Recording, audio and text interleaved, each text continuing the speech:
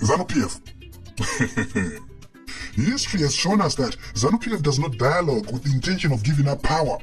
They will never reform themselves out of power. The best that ZANU-PF can do is to share power. But they don't just share power in jail. ZANU-PF only shares power when they don't have a choice. In other words, when they are at their weakest, when they are cornered, when they are under pressure. Remember, Kuti, initially, ZANU-PF was opposed to a power-sharing arrangement in 1980. In fact, it took the pressure of Samora Machel for ZANU-PF to sign the Lancaster House Agreement. They didn't want to initially. But because they didn't have a choice, after the intervention of Samora, they ended up signing an agreement which reserved seats for white people in parliament. Fast forward to 2009, when ZANU-PF shared power. Again, they were at their weakest. For the first time since independence, the opposition had more seats in parliament than ZANU-PF. For the first time since independence, the Speaker of Parliament was from the opposition, Love Momoyo, the then chairman of the MDC. For the first time since independence, SADC and the AU pressured ZANU-PF to the negotiating table. They refused to acknowledge the shameful runoff election which Tsvangirai pulled out of. ZANU-PF only shared power because they had no choice. The military generals ended up accepting it because they had no choice. In fact, the only reason why President ED did not commit to any meaningful dialogue with the opposition after the 2018 elections was because ZANU-PF had a 2/3 majority in parliament. They didn't need the opposition. That's why was not any meaningful dialogue with the real opposition. In 2009, opposition yange ma MP akawanda kudarika ezanu in parliament. So ZANU-PF needed the opposition. That's why they were prepared, and in the end did indeed share power with the opposition. They were at their weakest. But after the 2018 elections, they had a 2/3 majority in parliament. They didn't need the opposition. ZANU-PF does not dialogue in jail. ZANU-PF does not just share power in jail. They only do so when they are under pressure, when they are cornered, when they have no choice. Well, you see, there are two things that ZANU-PF is scared of in Zimbabwe. That is mass action and the general election. Ndo zvine mu Zimbabwe zvinotyiwa neZANU-PF kunyanya. And interestingly, the common denominator is in izvi. Vanhu. Dai waiziva matyirwo anoitwa vanhu neZANU-PF, you would start thinking differently. ZANU-PF is more afraid of losing an election than we are afraid of being killed by it. They are more afraid of mass action than we are afraid of demonstrating. Hauone rewewe speed yavanoita kutumira mapurisa nemasoja kana kwanzi kune demonstration, to the extent of arresting Ngarivume for a demonstration that did not take place. Iyoyo yekuti akakurudzira vanhu kuti vademonstrating ndo yaari kufira Ngarivume. They are so afraid of mass action in the general election because they understand a creature called people power. They know the power that you and I have. Ndosa kwakaona paya pavakabvisa vaMugabe vakatidedza zvikanzi uyai mudemonstrate. If you ever ask yourself kuti why takashedzwa kuzodemonstrate? After all, they had already taken over. Saka takamachirei. There is a certain kind of power that only you and I have. Politicians don't have it. The military doesn't have it. That type of power cannot be attained by the gun. It's called people power, consent of the governed. She knows the consent of the governed. Consent of the governed is the idea that a government's moral right to use state power is only justified or lawful only when consented to, when agreed to by the people over which that political power is exercised. Consent of the governed is the mother of legitimacy. She knows legitimacy.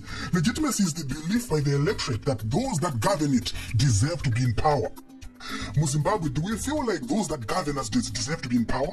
Of course not. It's actually the other way around. They themselves are the ones who actually feel like they are the ones who believe that they deserve to be in power. In fact, they don't feel like they deserve to be in power. They actually feel like they have the right to be in power. Yet, hapana munhu ane right yekutonga kana ari president unless kana ari king. Kana ari king, where do we vote then? It should be the other way around. We are the ones who must feel like they deserve to be in power so that we become loyal to them. So, in the absence of that loyalty, autocratic governments have no choice but to use intimidation in bringing about consent of the governed. Loyalty by fear. So, after the 2017 coup d'etat, the only reason why they asked us to demonstrate was to legitimize that coup d'etat. They sought our consent. Consent of the governed. Mazimba, takangofanana nemwana anoabuswa nemusikana webasa kana vabereki vaenda kubasa. But one day mwana uyu ari kuabuswa achakura kusvika pastage kurealize kuti munhu uyu ari kundiabusa musikana webasa. Ini ndiri mwana wepano. From that day onwards, mwana iye haabuswe futi. Ndo panoperera child abuse yese ipapo. So, Until the day we realize the power that we have as citizens, the day we realize the day we realize those in government are servants, they serve us. That is the day that Keita sent ZANU-PF packing. You see, the average voter turnout since 2000 is just over 50%. That is very disappointing for a country that is trying to remove a failed government.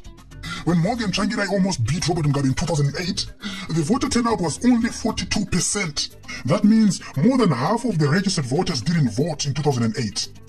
The problem with a low voter turnout is that it always affects the opposition strongholds. Rural voters always turn out in numbers. Our biggest problem is not the rigging. The biggest problem is voter apathy. Remember, rigging is a game of numbers. You can't rig a landslide in 2023. A high voter turnout for the opposition pacifies rigging. Again, I reiterate, our biggest challenge is voter apathy. We have an electorate that believes that voting is pointless. How do you end up having more than 50% of registered voters not voting? You can't tell me that all of them were turned away by ZEC on polling day.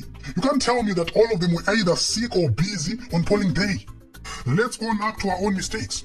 For instance, in 2018, Harare had more than 900,000 registered voters. Guess what? Chamisa got about 500,000. ED got about 200,000 voters.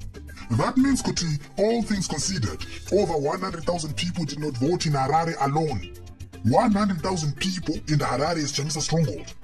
You might think, Kuti, 100,000 chete. Well, remember, Kuti, ED avoided a runoff only by 30,000 votes when you go by the official results, disputed as they are. 30,000 votes only. Every vote counts. Remember, Kuti, for someone to win a presidential election in Zimbabwe, one needs 50% plus one vote. Kuti 51%, 50% plus one vote. Every vote counts. We can't continue to be apathetic and expect the international community to be sympathetic. I mean, we're sympathetic. Yes, freedom is not given, it's taken. Yet no one is asking you to take up arms. You're simply being asked to go out and vote. They won't make it easy for you. They might even make you stand in queue the whole day. But you need to do it. We need to be resilient. The only surest way to make it hard for ZANU-PF to rig is a huge voter turnout and organized opposition leadership, plus competent polling agents in all the polling stations countrywide. Izvo vazhinji havasikumboita due diligence yekuita find out and verify kuti zveshuwa zita rangu riri muvoters roll, zveshuwa ndiri kuzovhota mupolling station yakati. Wakamirira musi wekuvhota kuti uzoita get turned away, uzotanga kucomplaina. By the way, we are not serious at all. Tiri kuzvishuddha makumbo. Okay, fine, kwacho Tafi, watsanangura tazvinzwa, but still, you haven't answered the question. Tati, kana Chamisa wacho akawina, achabvumidzwa kutonga here? Ndomubvunzo Tafi, sangana nemubvunzo, ita mahwekwe nequestion Tafi, usatenderere, usaide pamunhundu, pamusasa, pamushuma, pamutamba. Sangana nemubvunzo, achabvumidzwa kutonga here Chamisa naitafi? Well, that is the same question they had about the Rhodesian army. No one ever thought it was unimaginable to think that General Walls would salute a black man. Remember, General Walls called Robert Mugabe the Black Hitler. There was a prize on Robert Mugabe's head. He was called enemy number one. It was unimaginable to think that General Walls would salute Robert Mugabe. But it happened. The man who spent many years killing the Zipra and Zanda soldiers became the leader of Zipra and Zanda under the Zimbabwe Defense Forces after independence.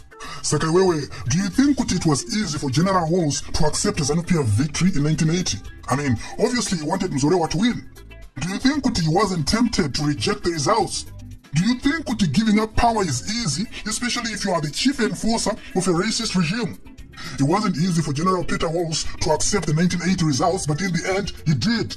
Fast forward to the inclusive government, when Tsvangirai became prime minister, the military generals initially refused to acknowledge the authority of Tsvangirai. Even ED, who was the Minister of Defense at the time, said that the military commanders didn't have a legal obligation to salute Prime Minister Tsvangirai. But in the end, it all worked out. Tsvangirai was finally accepted by the generals into the Security Council. It wasn't perfect, tensions were there, but on the whole, it worked out. So, if Chamisa wins the next election, the Zimbabwean military will have no choice but to surrender power. If they hold on to power, then that will be a clear-cut coup d'etat. They themselves are actually scared of staging a coup because they know the price that they're going to have to pay for doing that. That's why Pavakaita military coup in 2017, they were very quick to say it wasn't a coup. Plus, they galvanized the people into supporting the coup. They also got the backing of parliament, and in the end got Robert Mugabe to resign. They were so desperate to have the whole world believing that that was not a coup because they know the consequences of staging a coup. The AU will not support it. SADC will not support it. The Zimbabwe Defense Forces will not wrestle power from Chamisa. They can't afford to.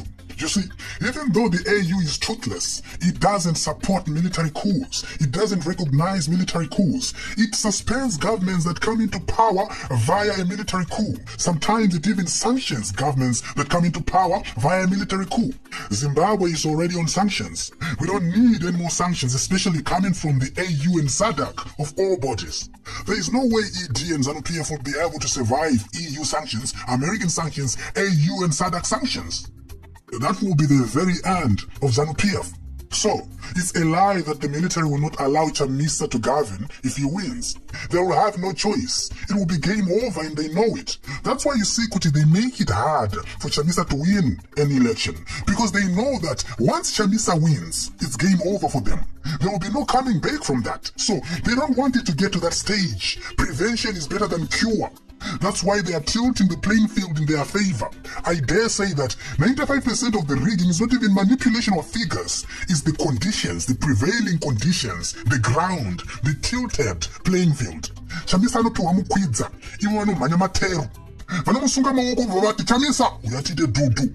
Imagine, ZBC is against Chamisa, ZRP is against Chamisa, ZDF is against Chamisa, the CIO is against Chamisa. Nesuwa futma citizens asingavote. We are unintentionally working against Chamisa in cahoots with the military. We don't realize that our upping benefits ZANU-PF. Remember, not voting is voting. Kusato vota munamato mukuru kuna mwari. If you don't vote, you are saying, Tenzi, I am happy nezviripo. But if you vote for change, you are saying, God, I am tired. And this kufara nezviripo, I want change. Naimi ma spiritual giants, naimi ma prayer warriors asingadi kuvota. Imondudzai kuti zvinobatsirei kusavota. Ndinozotanga kunetsa Mwari after my elections zvadhakwa. Makutanga kuita ma all night prayer muchinamatira hurumende nekuti yakutadza kutonga. Zvinobatsirei? Eh? Naimi ma prayer warrior. Chimbondipaiwo one verse in Bible where God intervened vanhu vari docile pasina chavaita, pasina contribution yavaisa pachinhu. Ndipewo one example in Bible. When Joshua kuti vapinde mupromised land, they had to fight. The children of Israel vachitungamirwa Moses kuti vacross the Red Sea. Even though God parted the waters, they still had to walk kuti makumbo avo. Mwari havana kutumira ma-private jets, ma-miracle private jets kubva kudenga kuzotakura ma-children of Israel kuti vacross the Red Sea. They still had to walk. Yet you wakagara ipapo wangobharazero uchibeka koma, and you're expecting God to come himself and do it for you. We are shooting ourselves to shoot Damakungu. Yes, ZANU-PF is a military organization, but, like I said, there are two things that ZANU-PF is scared of. Mass action and the general election. Are you going to vote? Let's talk about it in the comment section. Thank you so much for watching. Please like and share.